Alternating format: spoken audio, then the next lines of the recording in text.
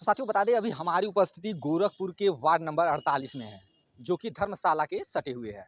यहाँ के विकास कार्यों को दिखाएंगे। यहाँ के पार्षद जो है 6 साल जो है लगातार उनका दूसरा पीरियड है और वे यहाँ पे पार्षद रहे हैं। क्या कुछ उन्होंने काम किए और क्या कुछ यहाँ के लोगों की समस्याएं हैं, उन्हें भी हम जानेंगे और इस समझने का प्रयास करेंगे कि लोग क्या कुछ कहना चाह रहे हैं। लेकिन उससे पहले यहाँ की कुछ तस्वीरें मैं दिखा दूं।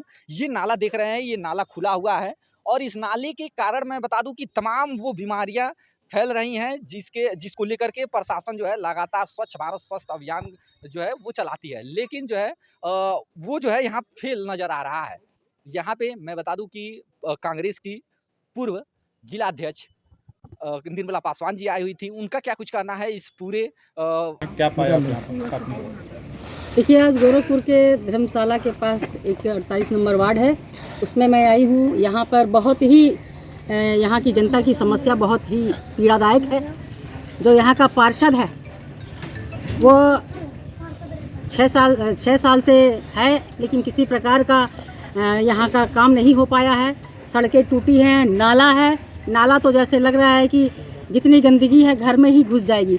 योगी जी कहते हैं कि स्वच्छ भारत स्वच्छ मिशन, और यहाँ आकर देखें पहले योगी जी कि इस वार्ड की जनता कैसे रह रही है। यहाँ का पार्षद सबसे बड़ा झूठा है और फर्जीवाड़ा है, और सब फर्जी के नाम से वो यहाँ जो चुनाव भी जीता है वो भी फर्जी सर्टिफिकेट लगा कर जीता है और फर्जी काम कर रहा है। मेरी मांग है कि इस पार्षद के खिलाफ जांच करके कार्रवाई की जाए, क्योंकि इस नाले में आप सामने देख सकते हैं, इस नाले में अभी कुछ दिन पहले एक आदमी गिरा था, मर गया। किसी के बच्चे गिर जाए, किसी के आदमी गिर जाए, ना इस पे स्लैब है ना कुछ है। सड़कें टूटी हुई है, तोड़ करके छोड़ दी जा रही है। पार्षद को कुछ मालूम ही नहीं है कि यहाँ की जनता है या जानवर है। धर्मशाला बाजार जो है हमेशा जल को ही लेके अव्यवस्थाएं हैं। या तो जल भराव रहती है या पीने के पानी की समस्याएं यहाँ बराबर मिलती हैं। आदमी 15-15 रुपए का पानी केवल खरीद के पी रहा है।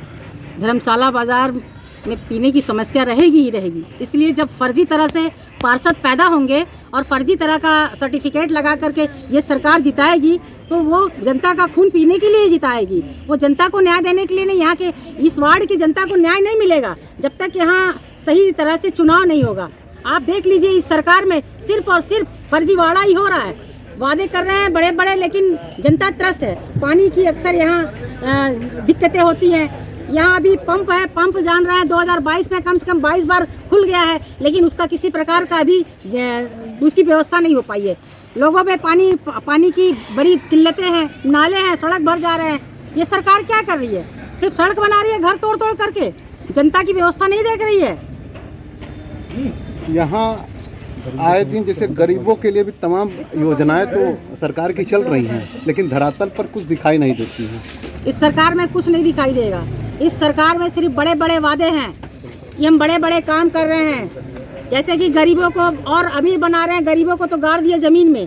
आप यहाँ हाल की ही दशा देख लीजिए। जो गरीब हैं, जो नाले के किनारे हैं, कितनी गंदगी है, किस तरह का एक मिनट के लिए हम लोग को यहाँ खड़ा होना मुश्किल हो गया है। लेकिन ये बेचारे इस गंदगी में कैसे खड़े हो रहे हैं। ये सरकार अगर इस गंदगी में आकर, यहाँ योगी जी आते हैं, ये गृह जनपद है, योगी जी यहाँ आकर के 2 मिनट के लिए खड़े हो जाए तो मैं जानूंगी कि गरीबों के मसीहा हैं।